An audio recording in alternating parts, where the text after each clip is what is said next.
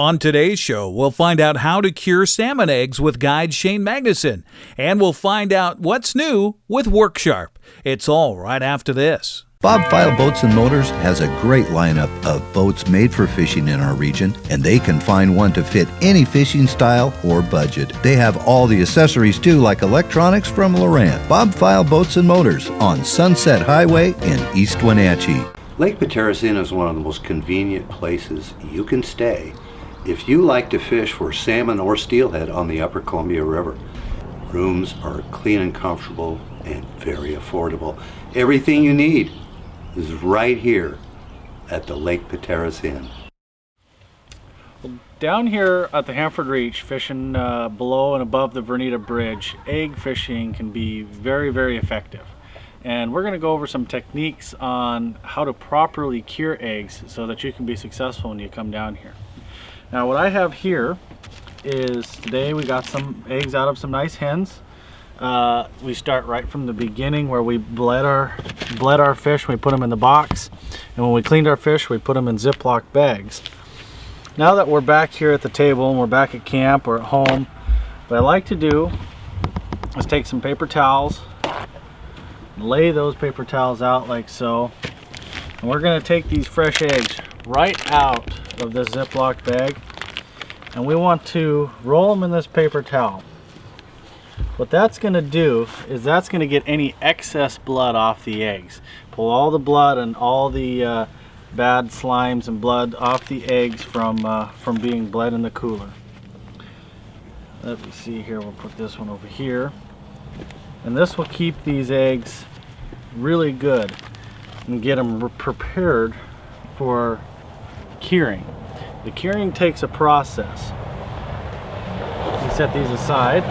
So you're basically just going to wrap them up like a burrito, like so. And I like to go 2 or 3, depending on how many fish you get. But if you get one fish, just put 2 together. We got quite a few today, so we're going to wrap quite a few in one. Got some big mature ones here, which is all fine. The goal is I don't know if you can see that there, but there's some blood still left in this skein right here along the edge. And what you want to do is you want to try to get all that blood out of there, because that blood is what will taint the skein and make it not as good. And by wrapping it in the paper towel, that'll help. Wrap a couple more in here.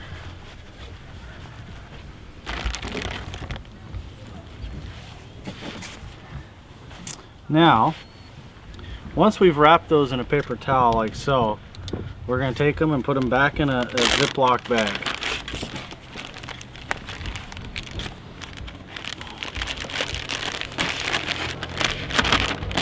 Like so.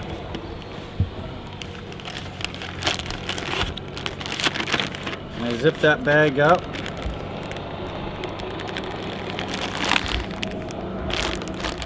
And I like to put that bag back in the refrigerator overnight. I don't actually cure these eggs till the next day.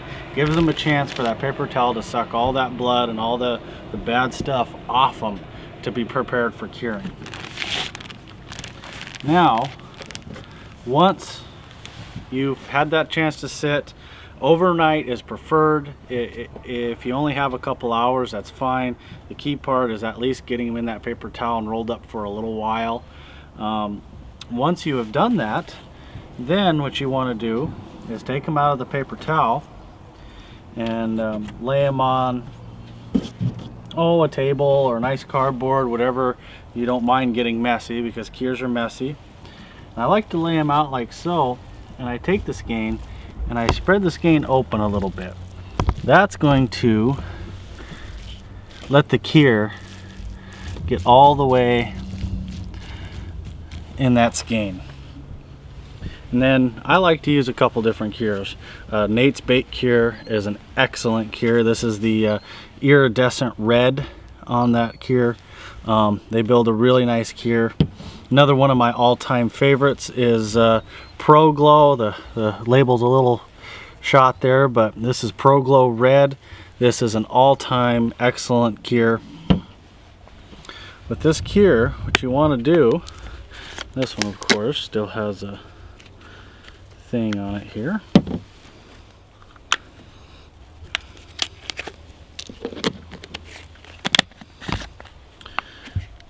And since these eggs aren't quite ready yet, I'm not going to do a lot, but what you want to do is you want to give a good sprinkle all the way down the eggs.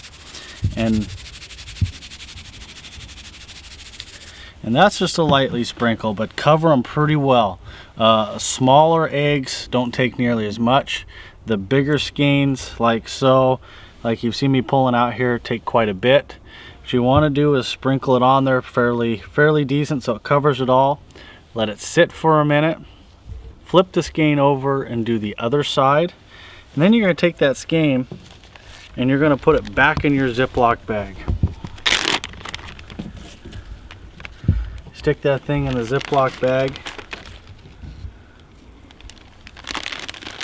Once it's covered all the way. And then what I like to do is once it's in there with all the cure on it, I just take it in there and I run it around, get all the cure all over the eggs. You'll see the eggs start to juice in there.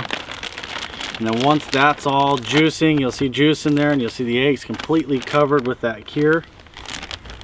Open that bag, get all the air out of it, and go set it in your refrigerator.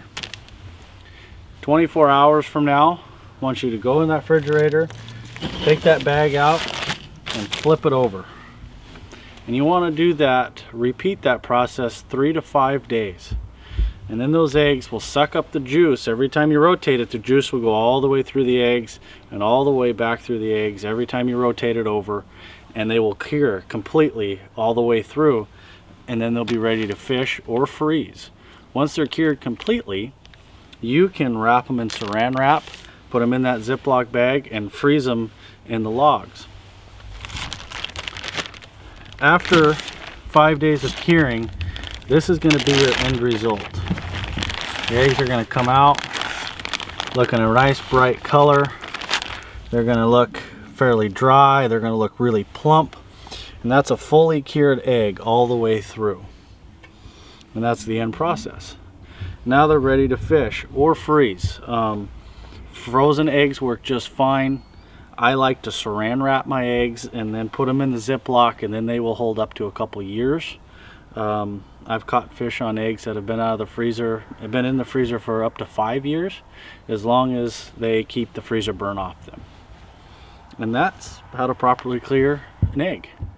Hooked on Toys! No matter how you fish, you'll find what's new in rods, reels, and other gear at Hooked on Toys in Wenatchee. They keep on top of all of our inland fisheries to make sure there's a great selection of tackle for each one. Visit them online at hookedontoys.com. Hooked on Toys!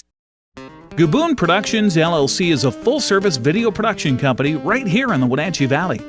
Go to GaboonProductions.com on the web, check us out on Facebook and on YouTube. Gaboon Productions LLC, the little video company capturing your big moments.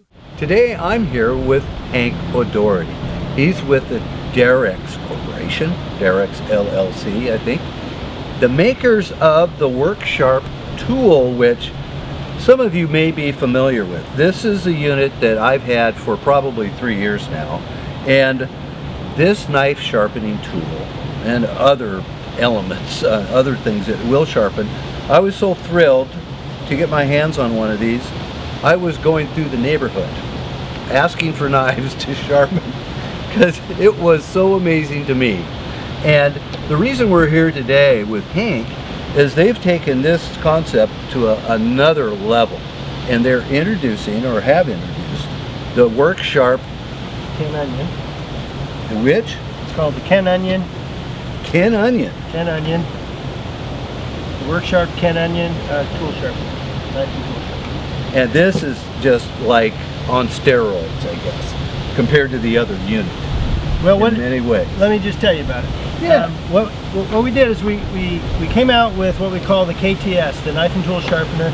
It's been very successful. The outdoors market has just loved this tool. And then we started talking to more and more customers, and they said, well, could you give us some more features? We'd like a little more power. We'd like to have variable speed. So we'd like to be able to go really slow with this thing like that, or we'd like to be able to ramp it up and go really fast. Then we'd like to be able to go back to really slow. They told us they'd like to be able to lock it on. And so we can set this and lock it on so you can have continuous use. They wanted a bigger motor. a motor that would go longer. This one will go for 20 minutes before you want to rest it. This is continuous use. Then they told us that with this model you got 2 sharpening guides. They said we want a variable angle sharpening guide. So we came up with a way so that on one sharpening guide they can go from 15 degrees all the way up to 30 degrees just by spinning this. So that makes it much simpler. Yes. Some customers said we want more life out of the belts, and so we came up with a 3/4 inch belt instead of a 1/2 inch belt. That allows the end user to sharpen longer, they can sharpen faster, and it creates a little more stability. With this sharpening guide, it's guided so that it's easier to hold the knife. Some people like that, some don't. And so what we came up with is a guide that's movable. So here you can have this guide so that you can pull this knife through using a guide. Or if you don't like that, you can take it out of the way so that you can get right up to the very hilt of the knife. Okay. So we built those features into this unit. It's a little bit bigger. We also really like the look of it. You know, it feels good in our hands. It has the right tool weight. And then it still has the same feature as the KTS, where you can pop off the knife sharpening guide, spin this around, and use it as a grinder for all kinds of things. Whether you want to sharpen lawnmower blades, your axe, your shovel, anything like that, it's still capable of doing that. Yeah. And all you got to do is put it back to where it belongs to do knives. That is quite a union, and hugely successful product. Very successful. Outdoorsmen love it. It solved their problem of sharp knives. Now And this one is just like you said, it's just got more power, more features, variable speed. Also, I like the idea of the adjustable guide. the adjustable guide's proven really popular. Yeah. This comes in a 20 degree and 25 degree guides with the 2 guides. What we had is people who are using kitchen knives, Japanese knives that are at 15 degree. Oh. And so they want, if you ever used one, they're lovely to use, very sharp, but you have to sharpen them at that 15 degree. This is able to do it by design. On the very other end of the spectrum is there's guys that are using really thick bladed hunting knives, and they need a 30 degree bevel, and we couldn't do it with this unit. These guys are able to dial that in and get exactly that bevel on the knife. So what this is allowing guys to do is sharpen the knife the way it was designed the first time, so that they can continue to use the knife just the way the knife maker intended it to be used. Exactly. And we're finding that they really like it. Oh, it's tremendous. This unit comes with 2 belts. Comes with 3 belts, but 2 belts for sharpening knives. One for shaping the knife, and the other for just honing that fine edge. This unit comes with 5 belts. 1 belt for sharpening things like axes and your lawnmowers, a very coarse belt. A belt for shaping the knife, a belt for honing the knife, and a belt for rehoning the knife, and then for super honing. The same sharpness out of both sharpeners. This knife will be the bevel will be just shined to a polish, so that it's like a mirror finish, you can see yourself in the knife. Right. This is a little rougher, but still very sharp. Yes. And for a whole range of, I clean out my kitchen drawers now occasionally and just pull everything out. Yeah. Put this out on the table and just go to work, and really in no time. It doesn't take very long.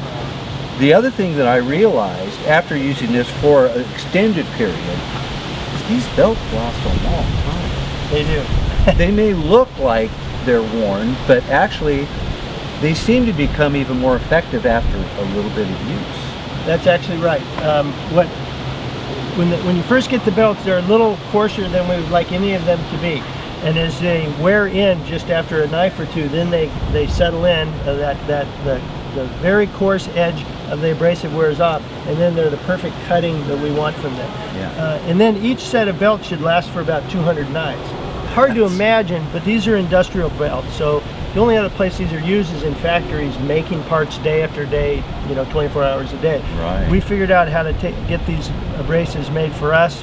We've designed machines around them, and so they do 3 things. They last a long time, they cut really fast, and most importantly, because we're dealing with this tiny piece of metal we call the edge, they cut very cool, so they don't anneal that knife. Oh, So the that's knife important, stays yeah. hard and stays sharp for a long time. Right. That's the trick, is to cut fast and then cut cool.